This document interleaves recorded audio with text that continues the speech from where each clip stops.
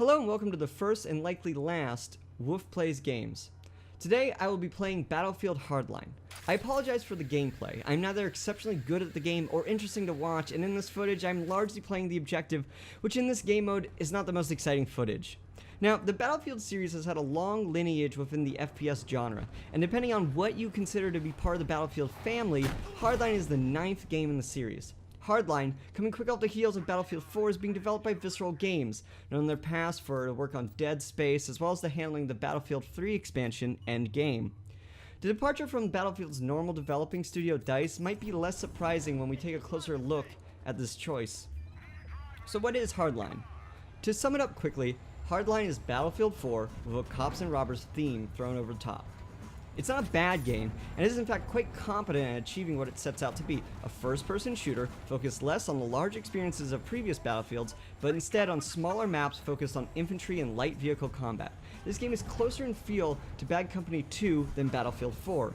However, the reason it accomplishes this so well is because the game is, well, Battlefield 4. It does throw some tweaks and balance that make the game feel more well-rounded.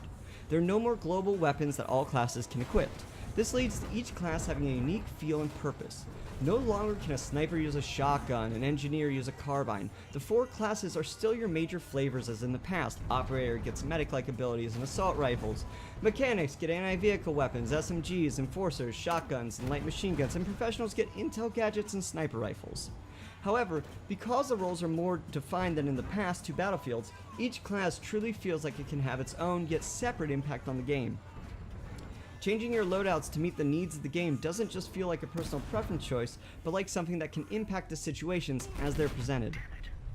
The addition of zip lines and grappling hooks gives this game a very special forces feel, but ultimately it all falls flat.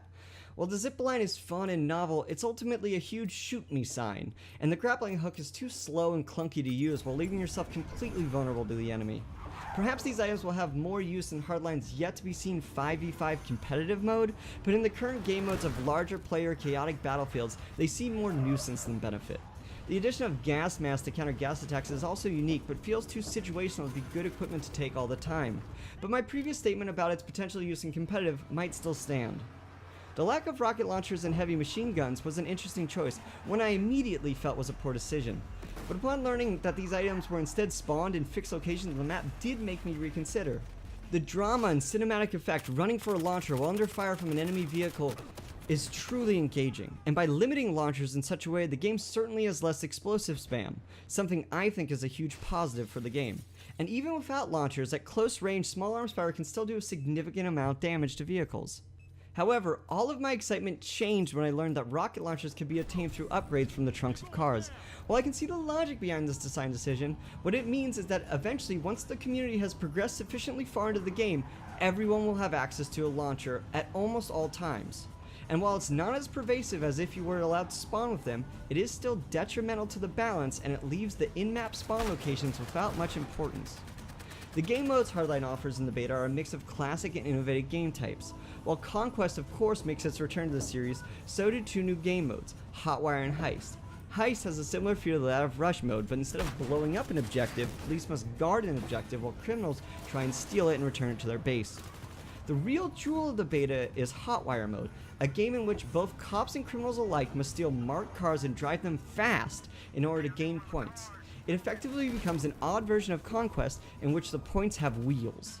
This game mode is my favorite, and as you can see from watching this gameplay, I have a lot of fun playing the objective, which to me is leaning out of the passenger seat of a marked car to help defend it from the enemy, a truly action movie-esque scenario. However, this game mode would be improved drastically with the exclusion of trunk launchers. While RPGs and smalls are indeed king in this game mode, limiting it to in-map locations only means those places have more strategic importance and create a strong balance to the game. When everyone has access to those weapons, the game mode becomes a who can rocket who to death faster mode. Unfortunately, they were so close to nailing this one down, but for me personally, the game mode falls flat because of the inevitable over-availability of launchers in the game. Overall, what is Battlefield Hardline? Well, it's a game developed by a studio who previously developed DLC for the Battlefield series. And the reason for this must be because Battlefield Hardline is effectively DLC bundled up into a standalone game and being put out there full price. So the biggest question remains, is Battlefield Hardline worth it? I'm of the opinion no, it's simply not worth the price. The game offers very little that is unique, and while it does accomplish its job well, so does the game that came before it. Were this released at a reduced cost, I would say it's a no-brainer, but the blatant rebranding of what is effectively an expansion pack is just unfortunate.